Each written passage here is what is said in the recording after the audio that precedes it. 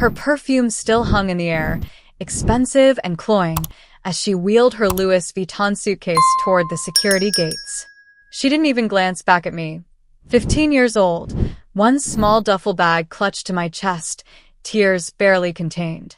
She stopped only once, to adjust her sunglasses and toss a last, casual dagger at me. You'll figure out. That was it. No hug. No plan. No goodbye. My name is Madison. And from wherever you're watching this, stay with me. Have you ever been left behind by the person who is supposed to love you the most? I stood frozen, the chatter of the airport swallowing me. Happy families streamed past, hugging, laughing, while my mother walked off with her new husband and his two perfect children. A new family. Her family. I was nothing more than baggage. She didn't want to pay to check. My hands were shaking so hard I nearly dropped my phone. I had $47. No ticket home. No plan. For a minute, I thought I might faint.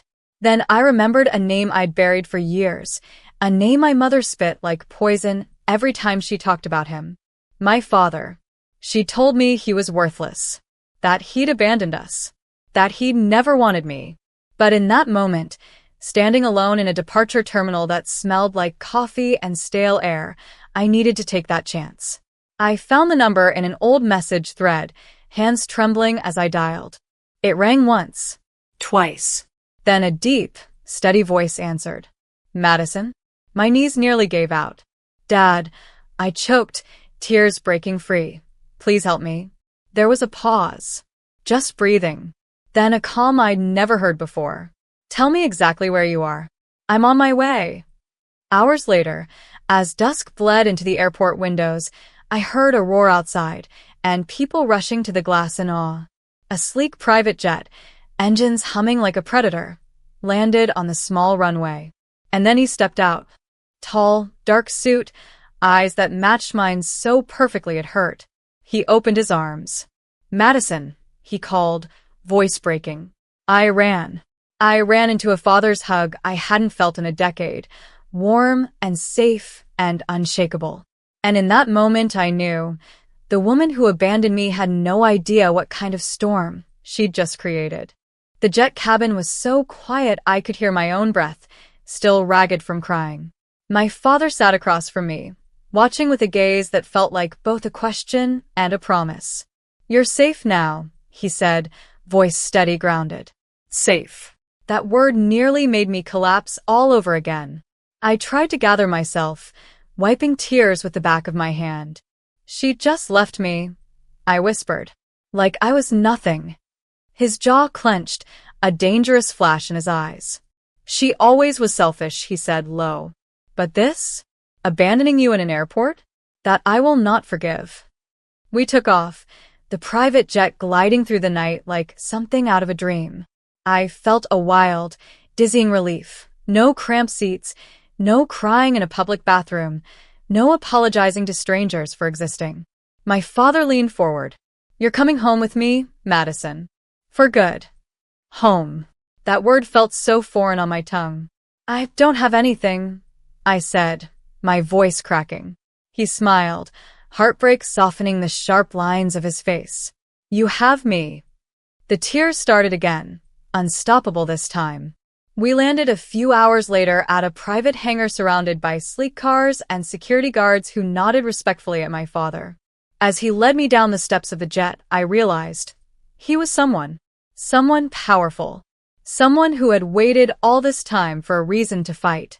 He guided me to a waiting SUV, the smell of leather and cedar wrapping around me like safety.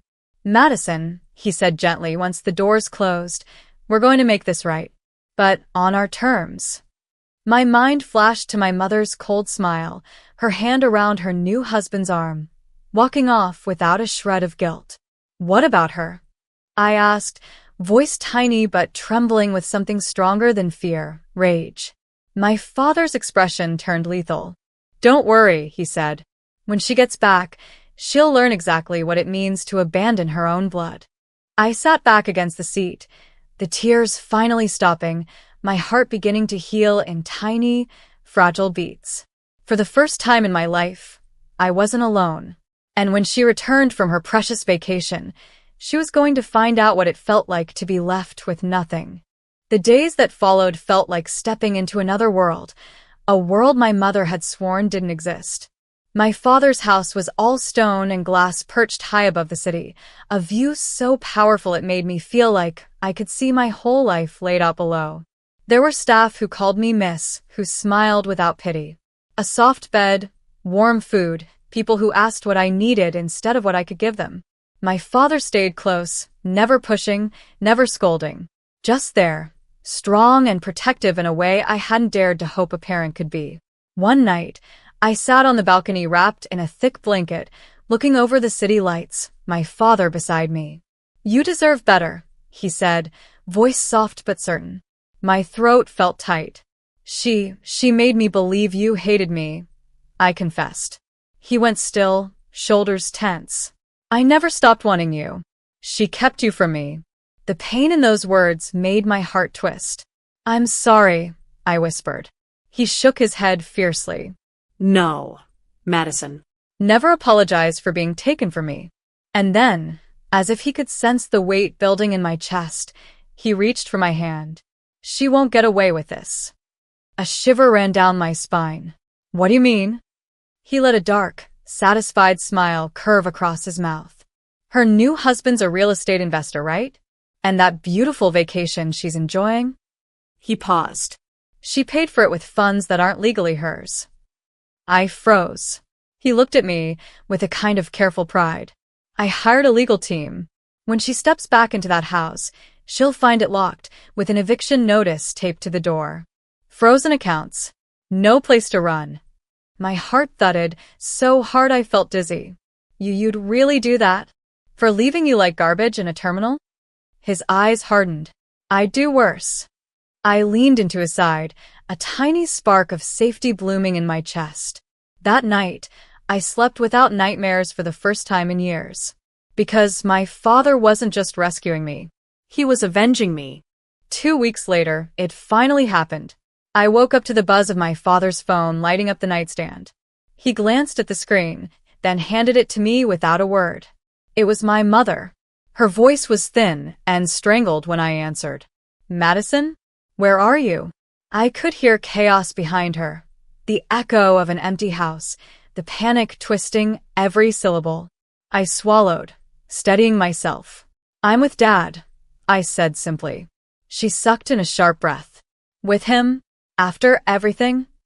I smiled, letting her words roll right off me. "You mean after you abandoned me in an airport?" "That was a misunderstanding," she snapped, desperation leaking through her polished tone. "I thought you could manage." I laughed, a sound so raw and sharp it surprised even me. "At 15? Alone."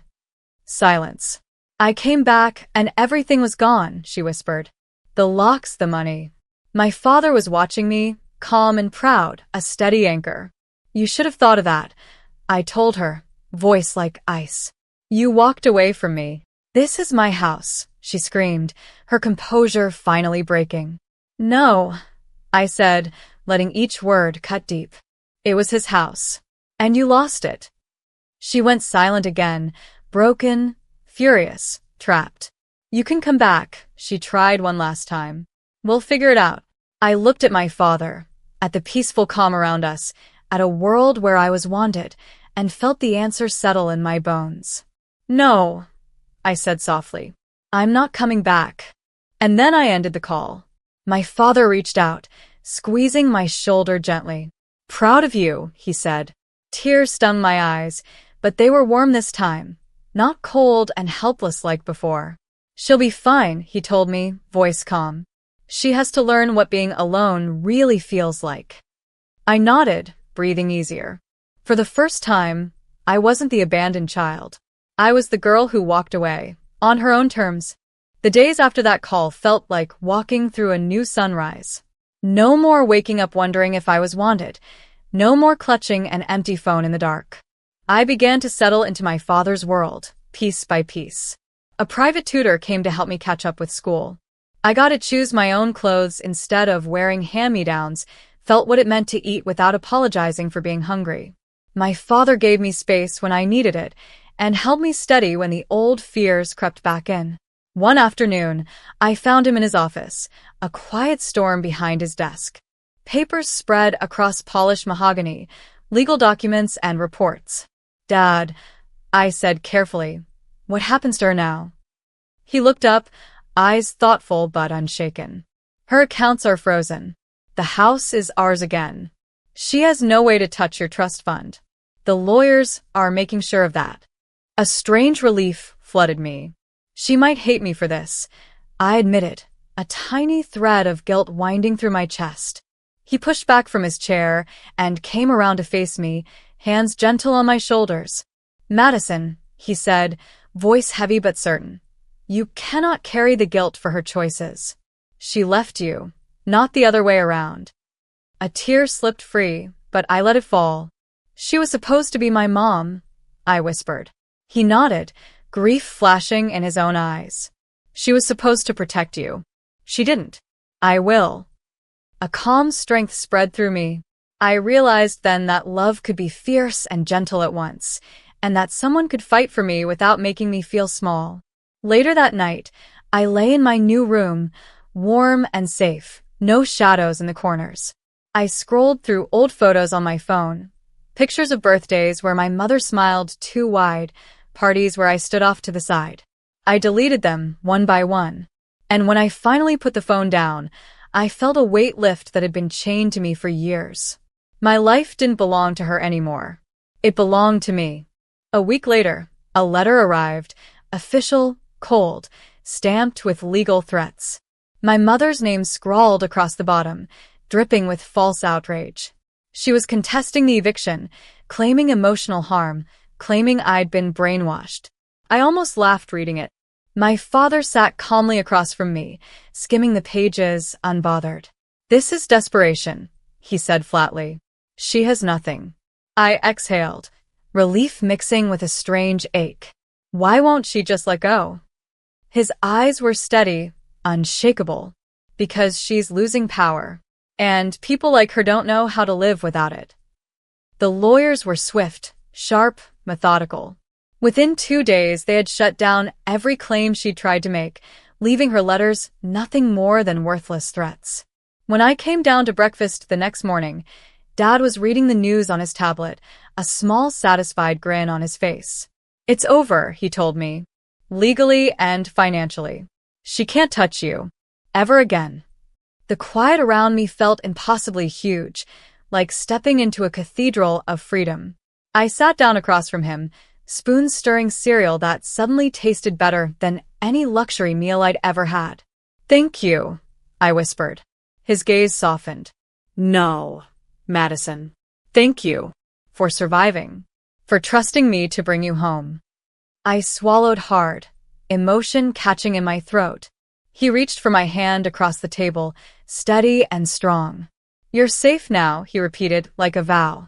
That night, I stood on the balcony, looking at the city sparkling below, and thought about her, my mother, sitting somewhere alone, the walls closing in on her, learning what abandonment really felt like. And somehow I didn't feel cruel. I felt clean, because I hadn't ruined her. She had done that all by herself.